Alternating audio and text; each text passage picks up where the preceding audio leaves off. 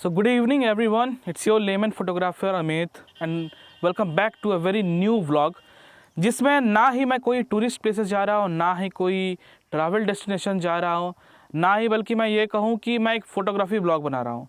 एक ऐसा व्लॉग बना रहा हूँ आज जो कि बहुत क्रिटिकल हो जाता है फ़ोटोग्राफी या आपके जो ट्रैवलिंग के समय में। सो आज के वीडियो में मैं बताने वाला हूँ कि what's in my camera bag, मेरे कैमरा बैग के अंदर कौन से एसेंशियल गियर्स हैं जो कि मेरे फ़ोटोग्राफी को आगे बढ़ाते हैं और जो बहुत ही इम्पॉर्टेंट रहते हैं। और मेरे ट्रैवल वाले जितने भी व्लॉग्स बनते हैं, डेस्टिनेशंस वाले जितने व्लॉग बनते हैं, उसके लिए क्या क्या प्रॉपर रिक्वायरमेंट होते हैं। So without wasting any much time, let's get started.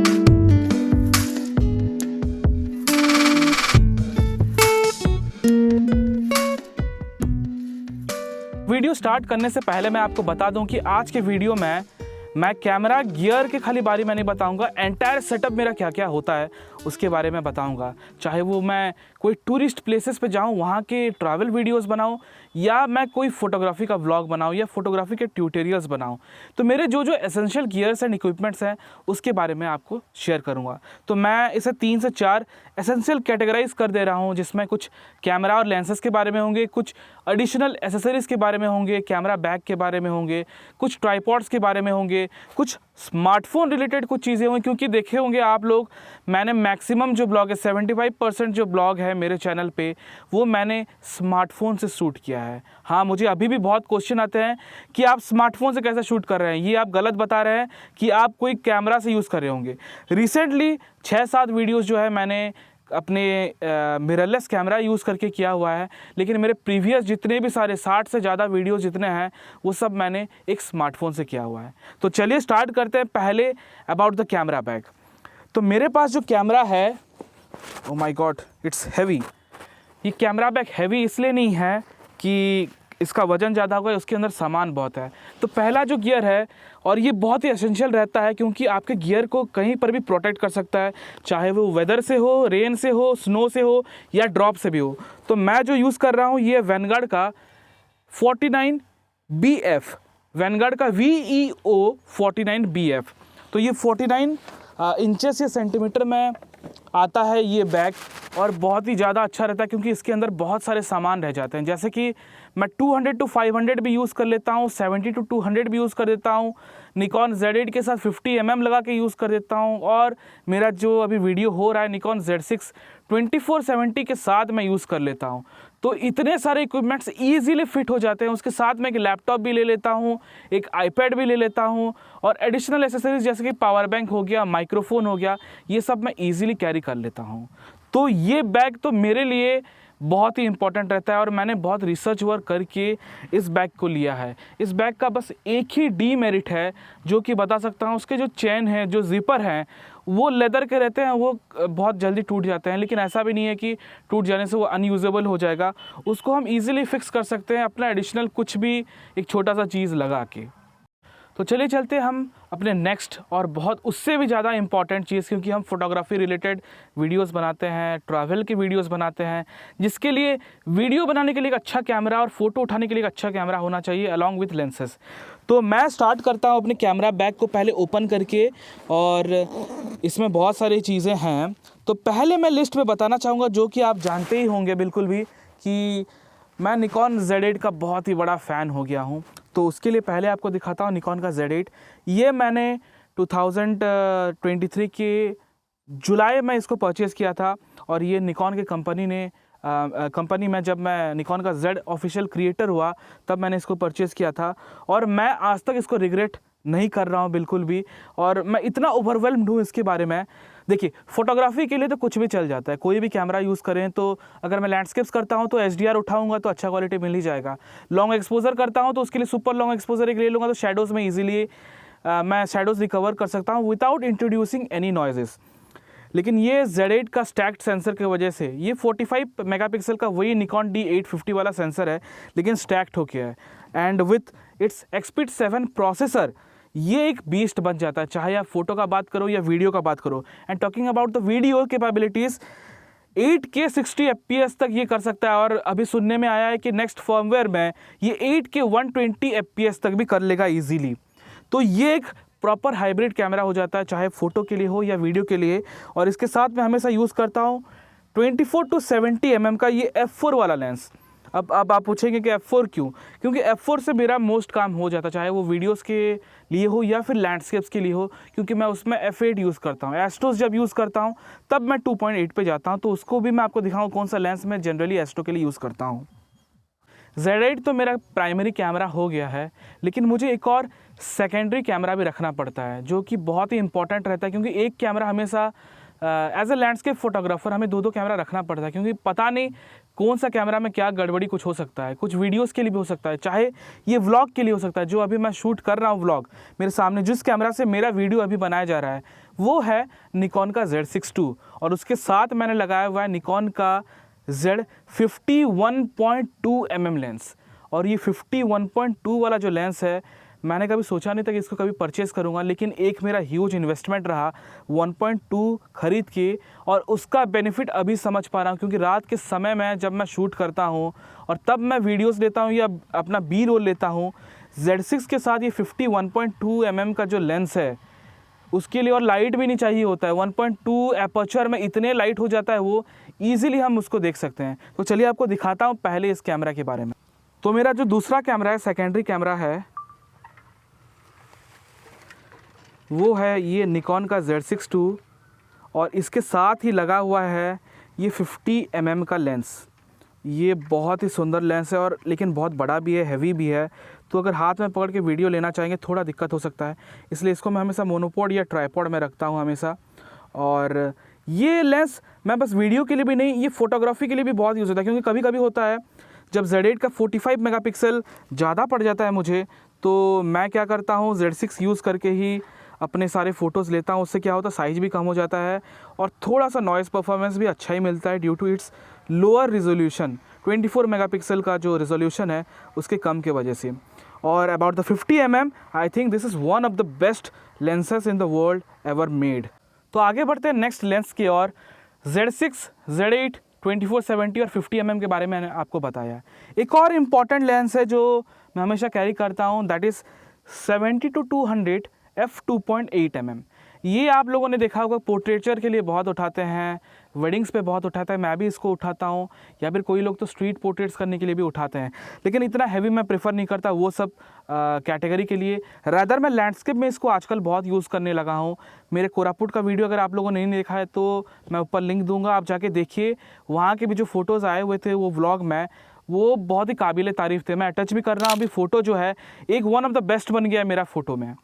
तो ये लेंस का सबसे बढ़िया एक अच्छा रीज़न है मैं मुझे इसे चूज़ करने का, फ्लेक्सिबिलिटी के लिए 70-200 ईजिली ये रीच करता है। लेकिन अगर मैं Z8 के साथ पेयर करता हूँ और उसको DX मोड में उठाता हूँ तो that's ranges from 135 to 300 mm। 300 mm में अगर मुझे mountain scapes along with the clouds, hedge, mist लेना है और लॉन्ग एक्सपोजर करना है, तब वो फ़ोटो ज़बरदस्त आता है। तो आगे बढ़ते हैं। ये था 70-200। ये आप कोई भी कैटेगरी में यूज़ कर लो, चाहे वेडिंग्स में या पोर्ट्रेचर में या लैंडस्केप में, you can't go wrong with this lens. अब नेक्स्ट एक और लेंस है जिसे मैं अभी रिसेंटली बहुत यूज़ कर रहा हूँ। हालांकि ये लेंस बहुत पुराना है। I purchase this lens in 2017 और अर्ली 2018 में शायद मैंने ख़रीदा था। दिस इज़ 200-500 mm और ये F माउंट का लेंस है। मैं निकॉन D810 के साथ पेयर करता था। देखिए मेरे पास निकॉन D810 भी है, लेकिन अभी मैं उसे बहुत कम यूज़ करता हूँ, तो आज के इस कैटेगरी में मैंने उसको इंक्लूड नहीं किया है। लेकिन ये 200-500 को मैं इंक्लूड ज़रूर करूँगा, क्योंकि this is still the best budget lens for wild life photography. और बर्डिंग्स तो आप देखे होंगे, मैं 3-4-5 वीडियोस तो बना चुका हूँ बर्डिंग्स के ऊपर, और इसी लेंस को यूज़ करके मैं सारे बर्ड्स के फ़ोटोज़ लेता हूँ। तो अगर आप एंट्री लेवल में कोई लेंसेज ढूंढना चाहते हैं, चाहे आप F माउंट के DSLR यूज़ कर रहे हैं या Z माउंट के मिररलेस यूज़ कर रहे हैं, इवन आफ्टर इसके साथ एडाप्टर लगा के भी बहुत ही अच्छे रिजल्ट्स देने वाला है ये। हालांकि कभी कभी थोड़े वीडियोस में स्लो हो जाता है, लेकिन आप अगर आप यूज टू हो जाएंगे, आपको उसका टेक्निक पता चल जाएगा फोकसिंग के बारे में, तब इजीली आप अच्छा रिजल्ट इससे निकाल सकते हैं। मेरा फाइनल और मोस्ट इम्पॉर्टेंट लेंस जिसको मैं दिखाने वाला हूँ एज ए लैंडस्केप फोटोग्राफर, क्योंकि मैं रात के समय में बहुत शूट करता हूँ, मुझे वाइडर पर्सपेक्टिव वाले लेंसेज भी चाहिए होते हैं और उसके साथ वाइडर एपर्चर वाले भी चाहिए होते हैं। तो उसके लिए मैं यूज़ करता हूँ ये सामयांग का मैनुअल लेंस है, 12 mm का फिश आई f2.8। मेरे जितने भी आप फोटोज़ देखे होंगे स्टार ट्रेल्स वाले या मिल्की वे वाले, जिसमें पूरा आर्च दिखाई देता है मिल्की वे का, या फिर स्टार ट्रेल्स के राउंड हो के ईस्ट से लेके साउथ तक जो आर्चेस रहते हैं, वो सब इसी लेंस में यूज़ किए हुए हैं। खाली चेंजेस होते हैं तो कैमरा, तो कभी मैंने इसको 810 के साथ यूज़ किया है, तो कभी 750 के साथ यूज़ किया है, तो कभी 7200 के साथ यूज़ किया है, और आजकल तो मैं इसे Z6 II और Z8 के साथ भी यूज़ करने लगा हूँ। और इसका जो रिज़ल्ट है इसके साथ कोई कंपैरिजन है नहीं, क्योंकि नेटिव लेंसेस में फिश आई का लेंसेस तो शायद ही कोई कंपनी देता होगा, शायद सोनी देता होगा, लेकिन वो बहुत ज़्यादा एक्सपेंसिव हो जाता है। और ये 30,000 के बजट के अंदर आई थिंक ये बहुत ही ज़्यादा वैल्यू फॉर मनी भी हो जाता है और इसका परफॉर्मेंस भी बहुत अच्छा हो जाता है। लेकिन एक चीज़ है जो इसमें कॉम्प्रोमाइज़ करना पड़ेगा, that is focus. Manual focus lens है, इसमें ऑटो फोकस नहीं है, इसमें AE चिप है लेकिन AF चिप नहीं है, तो ऑटो फोकस इसमें नहीं कर सकते हैं। लेकिन ये 12 mm होने के कारण अगर आप इसको इन्फिनिटी में भी फोकस कर देते हैं तो वो स्टार्ट से लेकर लास्ट तक हर चीज़ फोकस में ले लेता है। सो ये था मेरे कैमरा और लेंसेज के बारे में।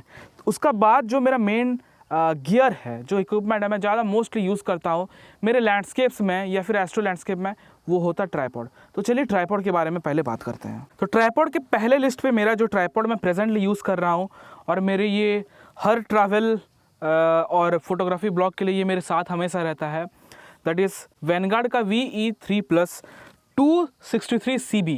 CB मतलब ये कार्बन फाइबर का ट्राइपॉड है, 10 लेयर प्रोटेक्शन वाला, और बहुत ही स्टडी बिल्ट है। और सबसे अच्छी बात ये है इसका वेट कैपेसिटी भी 6 kgs on the tripod and 6 kgs on the ball head भी है। इसका बॉल हेड का जो ब्रैकेट भी है ये आर्का स्विस का यूनिवर्सल माउंट है, तो आप इसमें कोई भी आर्का स्विस कंपेटेबल ब्रैकेट लगा सकते हैं या फिर L ब्रैकेट भी लगा सकते हैं।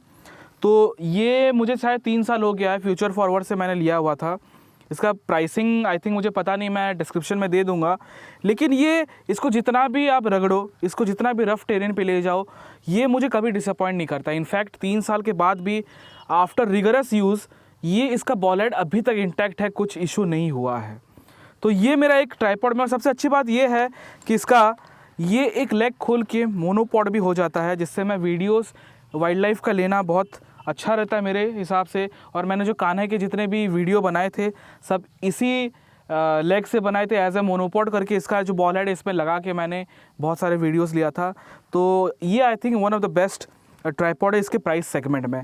और भी बहुत सारी कंपनी है, जैसे सिरुई का है, लियो फोटो का तो बहुत ज़्यादा अच्छा रहता है, लेकिन उसके प्राइसेस भी एक्सपेंसिव रहते हैं। अगर आप स्टार्ट कर रहे हैं तो मैं रेकमेंड करूँगा आप इससे यूज़ कर सकते हैं। अदरवाइज़ लियो फोटो हो गया, TSS RSS जैसा कंपनी हो गया, गिट्जो जैसा कंपनी हो गया, अगर आपका बजट परमिट करता है तो आप जा सकते हैं। ये मेरा दूसरा ट्राइपॉड है। दूसरा मतलब ये ट्राइपॉड को करीब 8 साल या 9 साल हो गया है, जब मैं लैंडस्केप स्टार्ट किया था तब से यूज़ कर रहा हूँ।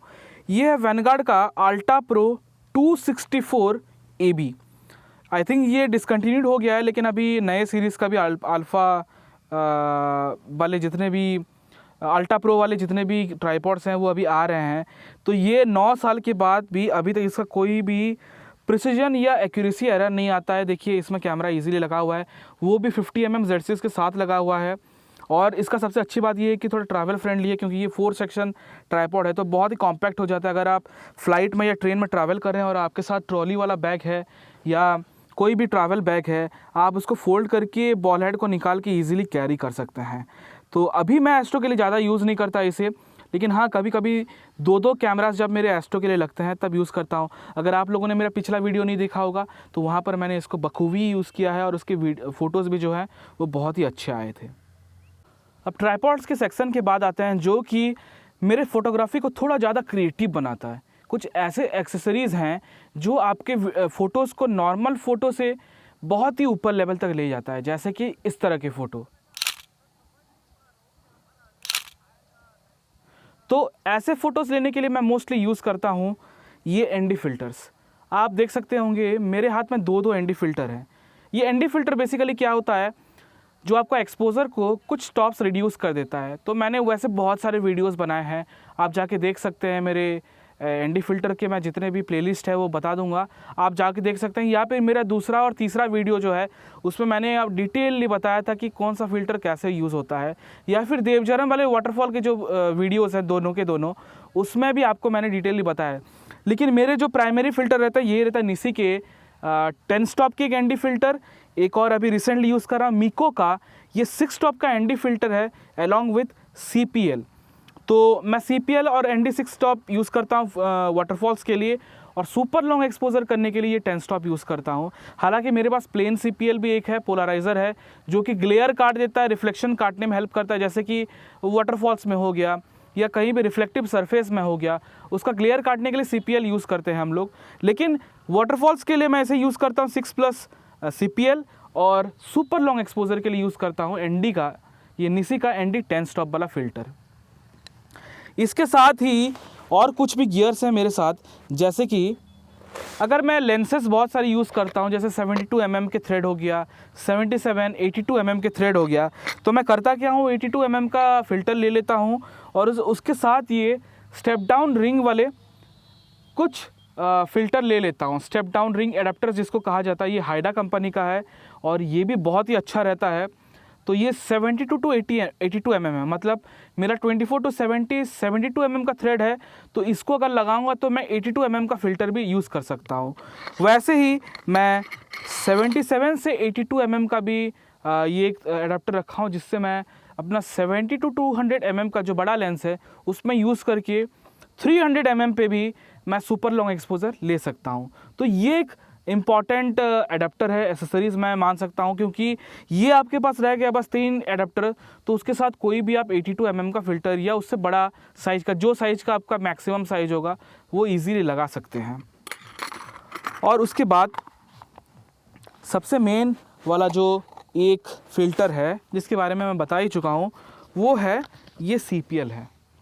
तो CPL का बेसिकली काम यही होता है कि ये ग्लेयर काट देता है इजीली। ये वैसे दिखता ट्रांसपेरेंट है, लेकिन कोई भी रिफ्लेक्शन हो या ग्लेयर हो पानी में या ग्राउंड में हो, या फिर आजकल का ट्रेंड चला है सुपर कार्स के भी वीडियोस लेते हैं, फ़ोटोज़ लेते हैं, तो शाइनी ग्लॉसी रहता है, तो उसके चलते ये यूज़ करके वो ग्लॉस और जो शाइनीनेस है उसको काट सकते हैं इजीली। ये इसका रिप्लेसमेंट कुछ भी नहीं है। अगर ये फ़िल्टर आपके पास नहीं है तो आप रिफ्लेक्शन या ग्लॉस को या ग्लेयर को बिल्कुल भी नहीं काट सकते हैं, अनवांटेड ग्लेयर को बेसिकली। तो ये आपके पास होना एक मस्ट है। कैमरास हो गए, लेंसेज हो गए, ट्राइपॉड्स हो गए, लेकिन कैमरास जैसे कहते हैं कि गन्स विदाउट एमो क्या किस काम का होता है, तो camera without lenses and the storages, मतलब मेमोरी कार्ड के बिना या SD कार्ड के बिना कैमरा किसी काम का नहीं रहता है, क्योंकि उसके इनबिल्ट के स्टोरेज तो होते नहीं हैं। तो बेस्ट आउटपुट और रिजल्ट के लिए मैं यूज़ करता हूँ ये SanDisk का Type B CF express card, जिसका राइटिंग स्पीड भी 1700 है और राइट स्पीड भी अबाउट 1400 to 1500 है। ये दोनों कैमरास में मैंने यूज़ करना है, मैं हमेशा इसको यूज़ करता हूँ और प्रेफर भी करता हूँ। और भी बहुत सारी कंपनी के आते हैं, जैसे कि प्रो ग्रेड के हो गए या फिर लेक्सर के हो गए, लेकिन SanDisk का मुझे बहुत अच्छा इसलिए लगता है क्योंकि ये बहुत सालों तक चलता है।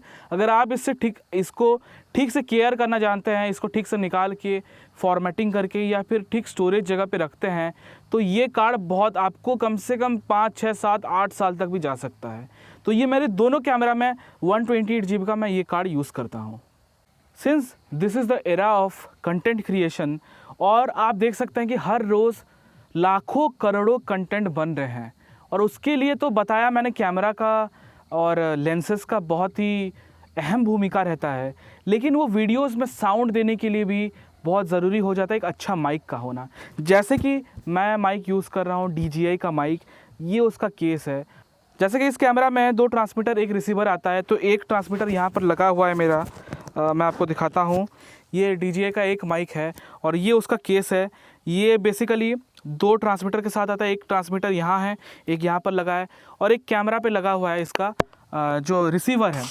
तो बेसिकली ये वायरलेसली ट्रांसमिट होता है और इसमें 32 बिट तक वेब फाइल भी देता है, जिसको आप रीप्रोसेस करके प्रोफेशनल लेवल के उसके EQ को, इक्वलाइज़र को कंट्रोल करके बहुत ही अच्छी तरीके से जो ऑडियो फाइल है उसको एनहांस कर सकते हैं। तो ये यूज़ करना भी मेरे लिए बहुत अच्छा है, क्योंकि मैं हमेशा फ़ोन के साथ यूज़ करता था ऑडियो, जो iPhone 12 मिनी हुआ करता था। लेकिन जब से मैंने ये वाला माइक्रोफोन यूज़ किया है तब मैं वापस और बिल्कुल भी नहीं जाता रॉ फाइल पे। अब इससे म्यूज़िक या जो भी हो ऑडियो फाइल हो, इससे वॉइस मैं रिकॉर्ड करता हूँ और अपनी वीडियोस पे डालता हूँ हमेशा। आजकल के कंटेंट क्रिएशन में एक और इम्पॉर्टेंट गियर है जो कि कोई ज़्यादा बात नहीं करता है, लेकिन वो है एक ड्रोन। अब आजकल एरियल फुटेजेस अगर नहीं रहा तो कोई वीडियो आपका देखेगा भी नहीं। और एरियल को इतना इम्पोर्टेंस इसलिए दिया जाता है क्योंकि हम आंखों के सामने कुछ नहीं देखते हैं। एक ऐसा पर्सपेक्टिव दे देता है, एक बर्ड आई व्यू दे देता है जो कि बहुत ही यूनिक रहता है। और अब हर कोई इंसान तो फ्लाइट में या हेलीकॉप्टर में बैठ के जाके ऊपर से फ़ोटो नहीं ले सकता, या फिर बस संबलपुर जैसे मैं रहता हूँ तो उसका ऊपर से देखना है मुझे, तो मैं तो कोई मेरे पास चारा है नहीं, मैं कहीं पर ऐसे वेंटेज पॉइंट पे जा नहीं सकता और ऊपर से कोई व्यू देख नहीं सकता। तो उसी के चलते एक ड्रोन का होना बहुत ज़रूरी है और उसके लिए मैं यूज़ करता हूँ DJI का Air 2S। ये आई थिंक 2021 पे रिलीज़ हुआ था और मुझे भी लिए हुए 1.5 साल हो गया है, 1.5-2 साल के आसपास हो गया है। तो और इससे मैं आज तक कभी डिसअपॉइंट नहीं हुआ, क्योंकि इसमें 10 बिट का कलर डेप्थ भी देता है, उसके साथ लॉक प्रोफाइल भी देता है। और सबसे अच्छी बात ये है कि 20 मेगापिक्सल का ये रॉ फोटो जो कि 12 to 14 बिट के अंदर डायनामिक रेंज के साथ फोटोग्राफी का भी फीचर्स देता है, तो जिससे मैं इजीली फ़ोटो उठा के जिस तरीके से चाहूँ मैं एनहेंस कर सकता हूँ। चाहे वो HDR लेके या फिर एक सिंगल फ़ोटो लेके भी मैं अच्छी तरह से अपने लैंडस्केप फ़ोटो उठा सकता हूँ। अब मोस्ट जो कैमरा रिलेटेड गियर्स थे या एक्सेसरीज था वो तो कवर हो गए हैं। अब जितना चीज़ भी मैंने आपको बताया, इससे आप एक अच्छा कंटेंट क्रिएट कर सकते हैं, चाहे वो फोटोग्राफ्स हो या फिर अच्छा वीडियो हो। लेकिन कुछ ऐसे भी एक्सेसरीज़ होते हैं, जैसे कि मैंने आपको बताया कि फ़ोटोग्राफी में ND फ़िल्टर का होना आपके बेसिक फ़ोटोग्राफी और स्टैंडर्ड फ़ोटोग्राफी को एक नहीं 10 स्टेप ऊपर ले जा सकता है एक ND फ़िल्टर के यूज़ से, बस क्योंकि वो क्रिएटिविटी को बढ़ाता है। और ऐसे टाइप के फ़ोटोज़ नॉर्मली आप नहीं उठा सकते। वैसे ही वीडियोज़ अगर जर्की रहा या फिर ज़्यादा हिलता रहा तो अनप्रोफेशनल लगता है। तो स्टेबलाइज्ड वीडियो देने के लिए आइदर हम ट्राइपॉड यूज़ करते हैं या फिर इस तरह का गिम्बल यूज़ करते हैं। बेसिकली ये 3 एक्सिस गिम्बल है जो कि XYZ में लॉक कर देता है, तो आप कैसे भी भागें या इसको करें तो ये ईज़िली अपने वीडियोज़ को स्टेबलाइज़ करता है। लेकिन ट्राइपॉड में भी तो सेम चीज़ हो सकता है, लेकिन ट्राइपॉड में मूवमेंट नहीं हो सकता।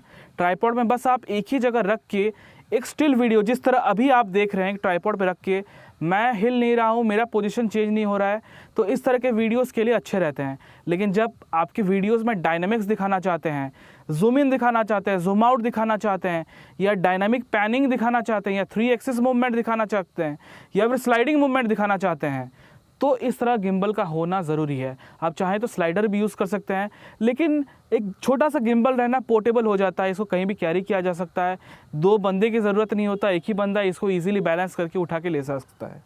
तो मेरे हिसाब से इस तरह गिम्बल ये है DJI Ronin का SC1 कॉम्पैक्ट वर्सन है, जिससे मैं Z8 और Z6 II के दोनों कैमरा को ईजिली बैलेंस करके इससे वीडियो लेता हूँ और फुटेजेस जो है बहुत ही स्टेबलाइज तरीके से आते हैं। तो ये था video about what's in my camera bag. और ये सारी जो चीज़ें हैं ये आपके प्रोफेशनल लेवल ऑफ वर्क के लिए आपको बहुत ही ज़्यादा एलिवेट कर सकता है। आपके जो क्रिएटिविटी है वो यहाँ से लेके यहाँ तक पहुँचा जा सकता है। बस ये कैमरा गियर्स रखने से आपके क्रिएटिविटी या आपके जो फिल्म मेकिंग या फोटोग्राफी के प्रोसेस है वो नहीं बढ़ेंगे, इसके साथ अपने आप के स्किल्स को भी बढ़ाना पड़ता है हमेशा। तो always search for the type of work you want to have. आपको जितना भी टाइप का आपका जॉनर ऑफ फोटोग्राफी है उसके बारे में पढ़िए, बुक्स पढ़िए, वीडियोस देखिए। यूट्यूब में तो बहुत ही अच्छा मीडियम है, नए नए बुक्स खरीदिए, अमेज़ॉन पे इजीली मिल जाते हैं आपके फोटो, चाहे वो लैंडस्केप्स हो, वेडिंग्स हो, वर्कशॉप्स ज्वाइन कीजिए। दूसरा चीज़ ये है कि आपका क्रिएटिव विजन भी बहुत ही अच्छा होना चाहिए। और ये कैसे बढ़ेगा, ये आप फोटोग्राफी कर करके बढ़ाएंगे। अलग अलग फोटोग्राफर्स जिनका वर्क्स आपको पसंद है वो किस अप्रोच से फ़ोटोग्राफी कर रहे हैं या वीडियोग्राफी कर रहे हैं, उनको देख के आपको बढ़ाया जा सकता है। अच्छा, ये जितना सब चीज़ था ये प्रोफेशनल लेवल का चीज़ था। ये मतलब ज़्यादा एक्सपेंसिव होता है। ये जितने भी सारे मैंने आपको गियर्स दिखाए ये एक्सपेंसिव है। जो अमेचर्स हैं वो कैसे करें, चाहे तो वो बिगिनर लेवल के कैमरा खरीद सकते हैं या फिर जैसे मैंने स्टार्ट किया था स्मार्टफोन से। तो next big thing is smartphone. आपके पास अगर कैमरा नहीं भी है, कोई भी स्मार्टफोन हो, चाहे वो एक एंड्रॉयड का फ़ोन हो या एक आईफोन हो, आप दोनों से बहुत ही अच्छा बना सकते हैं। अब ये मत बोलिए कि ये OnePlus 10 Pro भी सस्ता नहीं आता या फिर ये iPhone 15 Pro Max जो कि आज ही मैंने चेंज किया है, तो ये दोनों बहुत ही महंगे आते हैं, लेकिन फिल्म मेकिंग के लिए ये बहुत अच्छे हैं। लेकिन इससे पहले ही मैं 12 मिनी भी यूज़ करता था, आईफोन का 12 मिनी, जो कि आज ही मैंने एक्सचेंज करवाया है। वो अभी आई थिंक 25,000 के आसपास मिल जाता है 128 GB का। और ब्लॉग 1 से लेके ब्लॉग 65 तक जितने भी वीडियोस हैं आप देखे होंगे, सब में मैंने वही फ़ोन यूज़ किया है, क्योंकि उसमें HLG फीचर देता है। HLG मतलब जो थोड़ा डायनेमिक ज़्यादा होके एक फुटेज देता है, जो कि आप प्रोसेस अच्छी तरीके से कर सकते हैं, जो कि एक नॉर्मल फुटेज को ईजीली वो एक कलर ग्रेड करके एक सिनेमैटिक फील दे सकता है। तो वो 25,000 में अभी अगर नहीं होता तो OnePlus के CE मॉडल भी जो आते हैं 20,000 में, उनके भी वीडियोस काफ़ी अच्छे होते हैं। लेकिन मैंने बताया बस गियर रखने से नहीं होता, स्किल्स को भी बढ़ाना पड़ता है। तो आपको रिसर्च करना पड़ेगा, आपको वीडियो के एंगल्स या फोटोग्राफी के कॉम्पोजिशंस के बारे में, फ्रेमिंग के बारे में, ये सब चीज़ें जानने के बाद आपको चाहे छोटा सा एक एक्शन कैमरा हो या छोटा सा स्मार्टफोन हो या $15,000 वाले सिनेमा कैमरा हो, अगर आपके पास स्किल्स अच्छा है तो ही आपका कंटेंट सबसे बढ़िया बन सकता है। तो खैर ये वीडियो था आज what's in my camera bag और कैमरा गियर्स के बारे में था, या मेरे जो गियर्स मैं यूज़ करता हूँ उसके बारे में था। तो बताइए आपको आज का ये वीडियो कैसा लगा, क्या आप ऐसा वीडियो और देखना चाहेंगे अबाउट द गियर रिव्यूज़, या फिर जो अलग अलग मैंने गियर्स के बारे में आपको बताया उनके इंडिविजुअल रिव्यूज़ के बारे में। तो बस आप ऐसे ही वीडियोस देखते रहिए, चैनल को सब्सक्राइब करना बिल्कुल ना भूलें और बेल को हमेशा हिट कर दीजिए, क्योंकि एक दिन पहले से ही आपको नोटिफिकेशन हमेशा मिल जाएगा मेरे नए वीडियोस के बारे में। So it's your lemon photographer Amit signing off and take care.